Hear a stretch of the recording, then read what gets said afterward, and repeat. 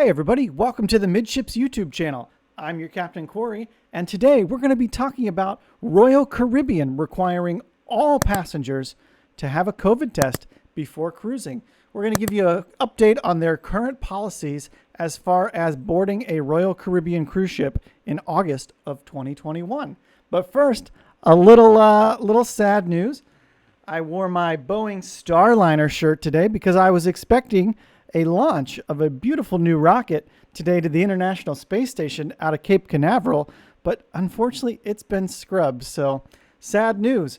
But if you're cruising out of the Port Canaveral area, I would highly suggest downloading an app called Liftoff on your phone to see if maybe you're able to catch a view of a SpaceX or a Boeing rocket launch while you're here at the Cape.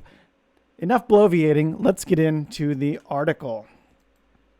This is from Spectrum News 13 out of Orlando, Florida.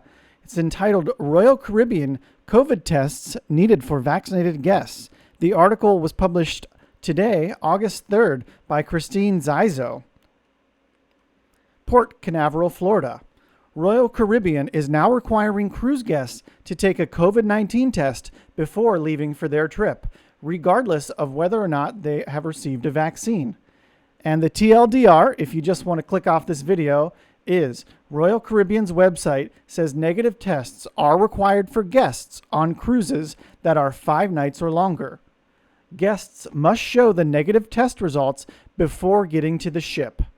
Royal Caribbean is also requiring all guests on cruises going to the U.S. Virgin Islands be fully vaccinated. That's not Royal Caribbean necessarily requiring that. That is a requirement of the Virgin Islands.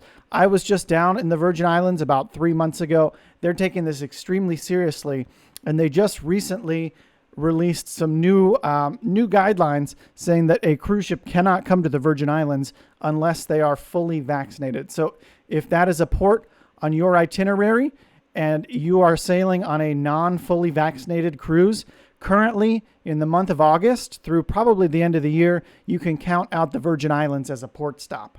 Let's hop back into this article. It's a quick one today. Royal Caribbean made the announcement last week for cruises running between now and December 31st. The company is requiring that all guests over 2 years of age on cruises over 5 nights must get a COVID-19 test with an accredited provider no more than 3 days before arriving at the terminal to get on board. Guests will need to show the negative test results in order to sail.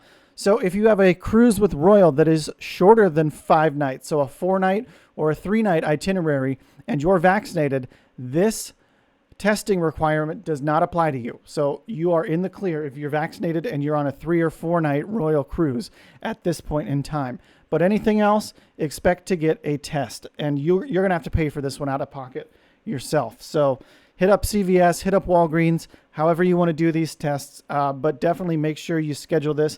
And just remember, it takes a couple days to get these results back. Might I recommend springing for the Everly Well mail-in test kit? Last time I traveled to the Virgin Islands a few months ago, I sent my Everly Well package on a Tuesday, and by Wednesday evening, I already had my results in my email inbox that I could print out. So that was a great option. Hopping back into the article. Actually, let's take a quick pause. I know almost all of you watching this have not yet subscribed to the Midships channel. If you don't want to miss news like this that's pertinent and timely and helps you with your cruise experience, subscribe. Come on now. All right, now back to the article. Guests on cruises that are 4 nights long or less who are fully vaccinated can show their vaccination documents before boarding instead of getting a COVID test.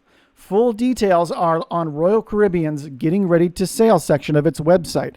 This will be linked below in the description along with this article. I always link all of my articles, my sources, and supporting information down below. The decision comes in the wake of a Royal Caribbean cruise last week where 6 people on board the Adventure of the Seas tested positive for COVID-19, 4 of which were fully vaccinated travelers. 2 were minors. All of the guests were quarantined according to Royal Caribbean, and all people who came in close contact were traced and tested.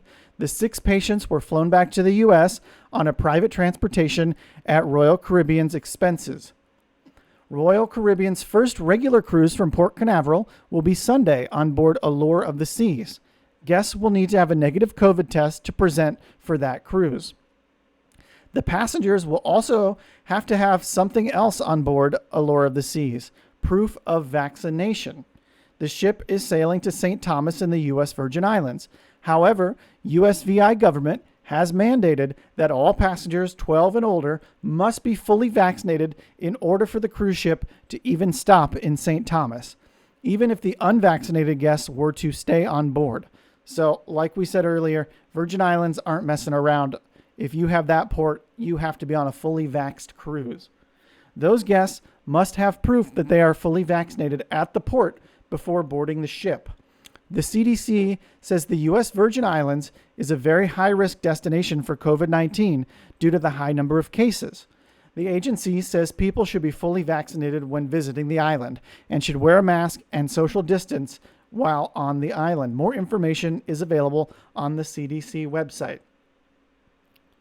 So, that's going to conclude today's talk on the new vaccination requirements for Royal Caribbean cruises over 5 nights or longer. If you want to get more information like this, hit that subscribe button, and we'll see you in the next Midships video. Thanks so much.